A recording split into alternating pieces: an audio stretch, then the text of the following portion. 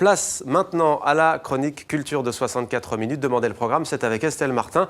On commence avec du cinéma et le film Pause, le premier du Suisse Mathieu Urfer. Ça, c'est moi, Samy. Et elle, c'est Julia. Tu fais de la musique? Yep. On s'est rencontrés par hasard. Enfin, généralement, quand on se quitte, c'est qu'il y a une bonne raison. Pas plus que quand on se rencontre. Et maintenant, ça fait 4 ans. Alors, évidemment... J'ai pas envie, Samy. Vous en connaissez, vous, des couples qui durent plus de 4 ans? Comme dit mon pote Bobby... Je suis sérieux, Samy, je sais pas si tu connais les statistiques. Quelles statistiques? Alors forcément... Oh non, écoute, attends, tu le fais exprès ou quoi? Ah, et puis il y a ses amis. Et toi, sinon, tu joues en ce moment? Je suis sur un truc. C'est quoi? À la base, c'est un effet de dissociation à visée politique. Et son patron? Mais autrement, tu fais quoi dans ta vie? Pas grand-chose, des petits boulots, à droite à gauche. Enfin, jamais été quelqu'un de très ambitieux. Pourtant, je fais des propositions. Bonsoir Estelle. Bonsoir Vous Mohamed. nous proposez donc pour commencer une comédie romantique. Oui, une comédie romantique. Alors vous le savez, en France, l'amour dure 3 ans. En Suisse, c'est 4 ans. Et après, voilà, c'est mieux, mais vous n'êtes quand même pas à l'abri d'une pause, la fameuse pause. Et c'est ce qui arrive au jeune héros de ce film, premier film de Mathieu Urfer, donc Samy. Samy va passer 1h20 à tenter de reconquérir le cœur de sa belle, Julia. Alors vous allez me dire, c'est pas très original, Mohamed, certes. Et pourtant, ce film a été projeté au Festival de Locarno, sur la Piazza Grande. Pour un premier film, c'est plutôt pas mal. Pourquoi? Eh bien, tout simplement parce qu'une comédie romantique suisse qui se passe à Lausanne, c'est rare. Et aussi parce que les acteurs sont justes, que l'histoire est plutôt bien tournée, que les dialogues sont drôles, la bande originale est réussie. Et je vais vous surprendre. Alors, vous pensez peut-être que mon préféré, c'est ce jeune héros qui ressemble quand même à Johnny Depp. Oui. Non, vous trouvez C'est pas pas que lui, non? c'est le Johnny Depp helvète. Il s'appelle Baptiste Gilliéron. Mais ce n'est pas lui mon préféré. C'est son Mon ami, préféré, oui. c'est son vieux pote, Qu'on voit sur son Fernand. t-shirt. Ouais. André Wilms, c'est un acteur français qu'on voit peu en ce moment, pas assez. Et on comprend pourquoi. Écoutez-le, il est interviewé par ma consoeur de la RTS, Anne Marsol. Heureusement, j'ai Fernand. Si je peux te donner un conseil d'homme à homme, commence à te pisser assis dès maintenant. Ses conseils sont vachement précieux. Je trouve pas que ce soit un métier très exaltant d'être acteur. Comme disait Robert Mitchum, je suis devenu acteur parce qu'un jour j'ai vu Rintintin à la télévision et ce qu'un chien arrive à faire, il n'y a aucune raison que j'y arrive pas. C'est la meilleure définition pour moi de l'acteur. Regarde, imagine-la en train de baiser avec l'autre. Travailler avec des gens de ma génération, j'en connais plusieurs, ça va, j'ai donné.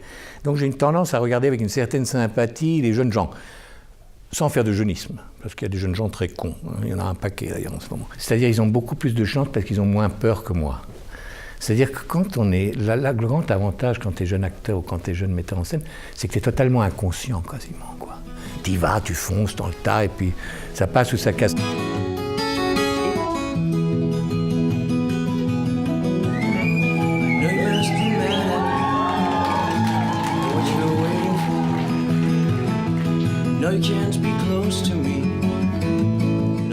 Voilà, Pause sort aujourd'hui en Suisse romande. On leur souhaite de trouver un distributeur en France et en Belgique, car vraiment, c'est un joli petit film. Et Julia, elle trompe Samy ou pas, Estelle? Ah, il y a Non, un faut pas le suspense, dire. je n'en dirai pas plus. Il faut aller voir le film, c'est ça? Exactement. Oubliez les bluettes romantiques. Maintenant, Sébastien Rotella nous plonge dans le gang-terrorisme dans son premier roman. Le Chant du converti, c'est aux éditions Liana Levy. Oui, alors Sébastien Rotella, c'est un écrivain un peu particulier. Il est d'abord journaliste. Il est spécialiste des questions de terrorisme international, de crime organisé. Il a été finaliste du prix Pulitzer. C'est un Américain d'origine mexicaine. Et pour écrire ses romans, il puise dans ses enquêtes, dans ses dossiers. Ainsi, quand il plonge son héros dans la jungle bolivienne, il sait de quoi il parle, puisque lui-même, il a fait le petit tour du propriétaire avec Evo Morales, avant qu'il soit élu président, quand il était le chef de file des cultivateurs de coca. Et donc, Sébastien Rotella nous emmène aussi dans les quartiers chauds de la banlieue parisienne et en Irak. L'intrigue est bien menée et l'écriture efficace. Nous l'avons rencontré. C'était bizarre de tomber sur un Sud-Américain dans ce milieu. Mais il était d'origine libanaise et recommandé par des trafiquants islamistes installés en Espagne. Le personnage central du roman, il est basé sur au moins 4 ou 5 dossiers de terrorisme que j'ai étudiés. Et c'est un personnage un peu particulier, ça veut dire il est dans ce lieu, ou ce milieu où convergent le gangstérisme, le terrorisme et le renseignement. Bellage marmonna une phrase en même temps que le rappeur Booba. Dangereux banlieusard, et si c'est Paris, fuck l'OM.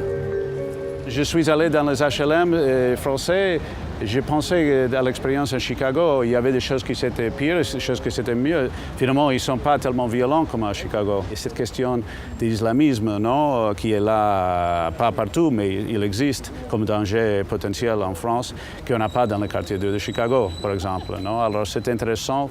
Je pense qu'on apprend du monde avec ce type d'expérience, de comparaison de lieux. Non? J'ai dit à Ali, il faut qu'on tue le plus de gens possible. Une pile de cadavres, ça marque les esprits. Ça fait des choses à filmer. Sinon, les médias n'en auront rien à foutre. Eh bien voilà qui est dit. Merci Estelle. Mais de rien. À demain.